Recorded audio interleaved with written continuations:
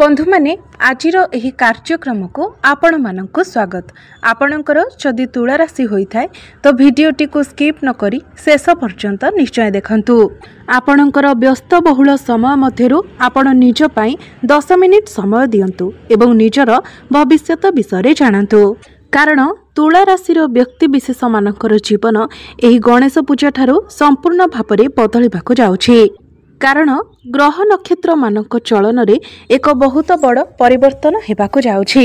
सबुठारु बड़ कथा हेउछि शुक्र चंद्रक ग्रह को चलन करुछंती एवं सूर्य मध्य निजर स्वगृह को चलन करिछंती।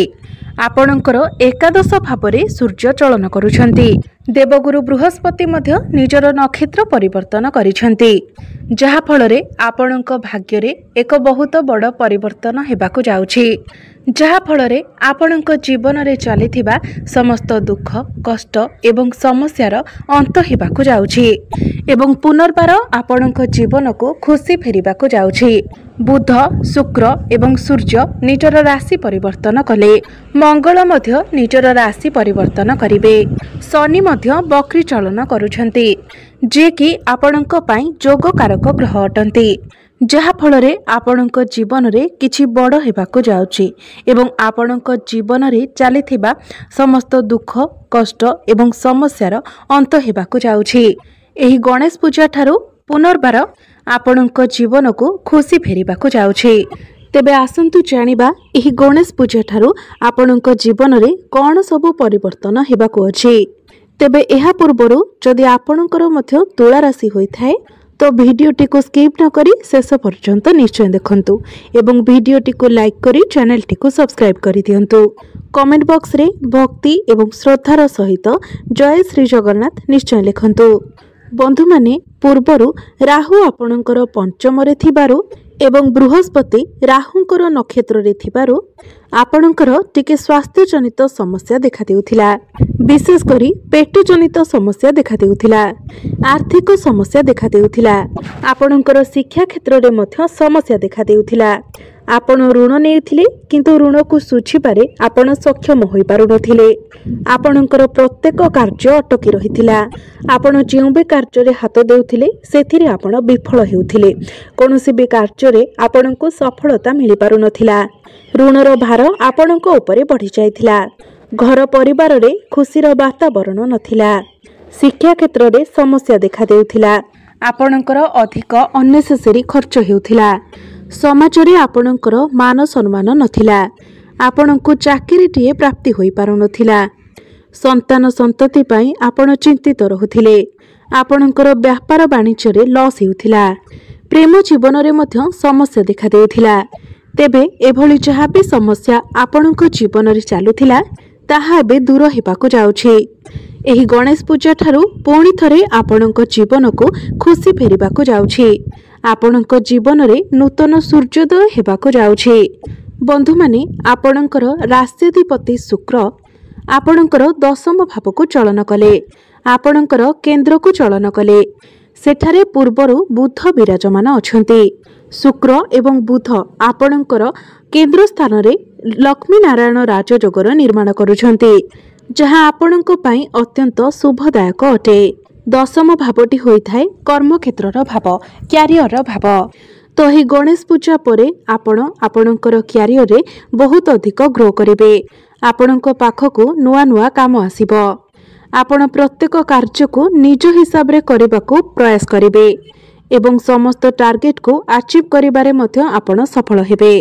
पूर्वरु जदि आपण चाकरी करूछंती तो चाकरी क्षेत्र रे प्रमोशन हेबार मध्य जोग बनुछि।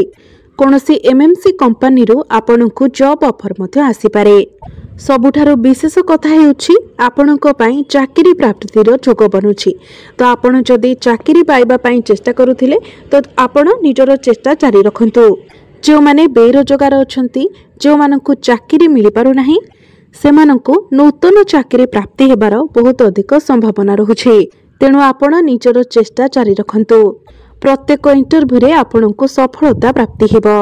आपण आपणकर काम कार्य को नै विदेश यात्रा मध्य करि पारंती एवं जो माने विदेश रे रही कोनोसी काम कार्य करूछंती, चाकरी करूछंती, व्यवसाय करूछंती तो सेमानंकु सेमानंको कामरे अधिक सफलता देखिबाको मिलिबो। शुक्र एवं बुध आपणकर दशम भावरे रही आपणकर चतुर्थ भाव अर्थात सुखर भाव को दृष्टि देउछन्ति। शुक्र हेउछन्ति सुखर कारक ग्रह। तो हे गणेश पूजा ठारू आपणको सर्व सुखर प्राप्ति हेबाको जाउछि। आपण कोनोसी जमी प्रॉपर्टी गृह इत्यादि किणाकिणी करि पारंती। कोनोसी प्रॉपर्टी रे आपण डील मध्य करि पारंती। कोनोसी भलो जिनिस आपण घर को किणी आनी पारंती। कोनोसी इलेक्ट्रोनिक जिनिस आपण घर को किणी आनी पारंती।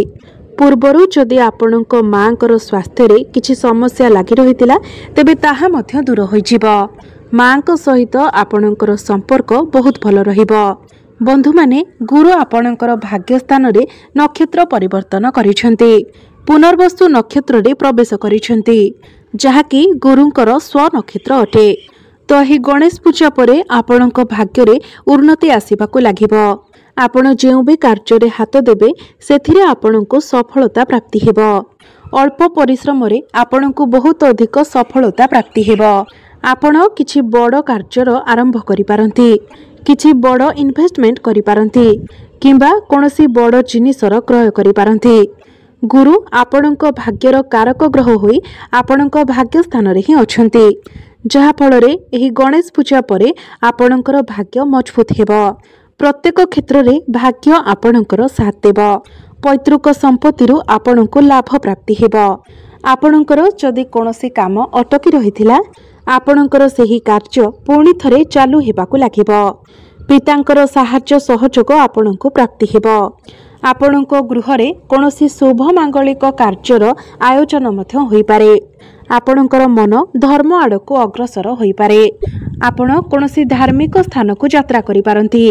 गुरु एठारे रही आपणकर लग्न को आपणकर तृतीय भाव को एवं आपणकर पंचम भाव को दृष्टि देउछन्ति।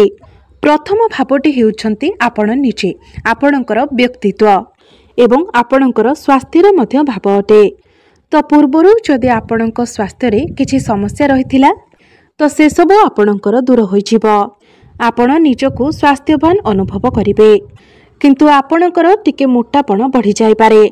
सेतिपय आपण आपणकर खाद्यपेय उपरे नियंत्रण रक्षा करंतु। तृतीय भाव को देखिबार अर्थ हेउछि जे माने भी ऑनलाइन रे काम करूछंती, डिजिटल मार्केटिंग रो काम करूछंती, फाइनेंस क्षेत्र रे अछंती, टीचरशिप लाइन रे अछंती, जे माने मॉडलिंग क्षेत्र रे अछंती, जदि आपणकर स्टेशनरी शॉप अछि, आपणकर ब्यूटी पार्लर अछि, सेमानंकु अधिक सफलता प्राप्ति हेबो। तृतीय भावटी होइथाय साहस एवं पराक्रमर भाव। एही गणेश पूजा परे आपणकर साहस एवं पराक्रम बढ़िबो। आपण छोट मोट जगह को यात्रा करि पारंती। गुरुंकर दृष्टि आपणकर पंचम भाव उपरकु रहुछि। पंचम भावटी होइथाय प्रेम जीवनर भाव, शिक्षा क्षेत्रर भाव एवं संतानर भाव। तो प्रेम जीवन रे आपणको बहुत अधिक सफलता प्राप्ति हेबो। पूर्वरु जदि आपणक मध्यरे कथावार्ता बंद हो जाइथिला, कोनोसी प्रकारर समस्या लागि रहिथिला, आपणक मध्यरे जदि ब्रेकअप हो जाइथिला तो पुनर्बार आपणकर संपर्क रे मधुरता आसीबो। सब किछि ठीक होई जिवो। आपण जदि सिंगल अछंती तो आपणको नूतन पार्टनर मध्य मिली पारंती। एही गणेश पूजा परे आपणकर भल पाइबा विवाहर रूप मध्य नै पारे एवं जो मानकर विवाह बयस हो जाइछि सेमानंक घर को विवाह प्रस्ताव मान आसीपारे एवं विवाह मध्य फाइनाल होई पारे। जो दंपति माने संतानर आशा रखिथिले, संतानर कामना करुथिले, सेमानंकु संतान सुख शिक्षा क्षेत्र रे मध्य आपण बहुत अधिक उन्नति करिवे। कारण सूर्य मध्य आपणकर एकादश भाव रे बसी पंचम भाव को दृष्टि देउछन्ति। तो शिक्षा क्षेत्र रे आपण बहुत अधिक उन्नति करिवे। आपण किछि उच्च शिक्षा करि पारंती, कोनोसी नूतन स्थान रे एडमिशन नै पारंती, कोनोसी फॉर्म फिलअप मध्य करि पारंती। एही गणेश पूजा परे जदि आपणकर किछि एग्जाम अछि, कॉम्पिटिटिव एग्जाम अछि, सरकारी परीक्षा अछि, तेबे सेथिरे आपण निश्चित भाबरे उत्तीर्ण हेबे। आपणकर मन पाठ पढ़ारे लागिबो। आपण किछि बड़ करबाको चेष्टा करिवे। शनि आपणकर षष्ठ भावरे थिबारु आपणको चाकरी मिलिबार बहुत अधिक संभावना रहुछि एवं शनि आपणको पई जोगकारक ग्रह अटंती। शनि वर्तमान बक्री चलन करूछंती, तेणु आपण जदि ऋण नहीं ऋण करज को सुझिबारे आपण सक्षम हो पारु नथिले ऋण करजर मायाजाल रे आपण छंदी होई पड़िथिले आपणकर सबु ऋण करज सुझी होई जिवो। आपण एही समय विदेश यात्रा मध्य करि पारंती। भ्रमण सुख आपणको प्राप्ति हेबो। आपणकर वैवाहिक दाम्पत्य जीवन पूर्व अपेक्षा भल रहिबो। आपण दुई जण मिसी किछि फैमिली प्लानिंग करि पारंती एवं जो माने व्यापार वाणिज्य करूछंती से माने किछि नूतन व्यापार वाणिज्य मध्य आरंभ करि पारंती। आपण किछि नुआ पार्टनरशिप बिजनेस आरंभ करि पारंती। व्यय अपेक्षा आपणकर आय अधिक हेबो। आपणकर फाइनेंशियल ग्रोथ हेबो। आपणकर जहाँ भी किछि आर्थिक समस्या लागि रहितिला से सब दूर होई जिवो। आपणकर डेली इनकम बढ़िबो। सूर्य आपणकर लाभ स्थान को चलन करूछंती ताहा पुणी स्वराशि को चलन करूछंती। तेणु प्रत्येक दिगरु आपणको लाभ ही लाभ प्राप्ति हेबो। ताहा धन रे लाभ हेउ, चाकरी रे लाभ हेउ, प्रेम जीवन रे लाभ हेउ, प्रत्येक क्षेत्र रे आपणको लाभ प्राप्ति हेबो। जो माने शेयर मार्केट, स्टॉक मार्केट एवं ट्रेडिंग रे काम करूछंती सेमानंकु आकस्मिक धन लाभ हेबार जोग बनुअछि। बड़ भाई भौणी मानकर सपोर्ट आपणको प्राप्ति हेबो। तो मोटामोटी भाव देखा गले एही गणेश पूजा परे तुला राशि व्यक्ति विशेष माने प्रत्येक क्षेत्र में उन्नति करने को जाउछंती। ताहा शिक्षा क्षेत्र में हेउ, भाग्य रे हेउ, व्यापार वाणिज्य रे हेउ, क्यारियर रे हेउ, प्रत्येक क्षेत्र में आपण उन्नति करने को जाउछंती। तेबे अधिक शुभ फल प्राप्ति करबा पई आपण प्रत्येक दिन शुक्रंकर बीज मंत्र जप अवश्य करंतु।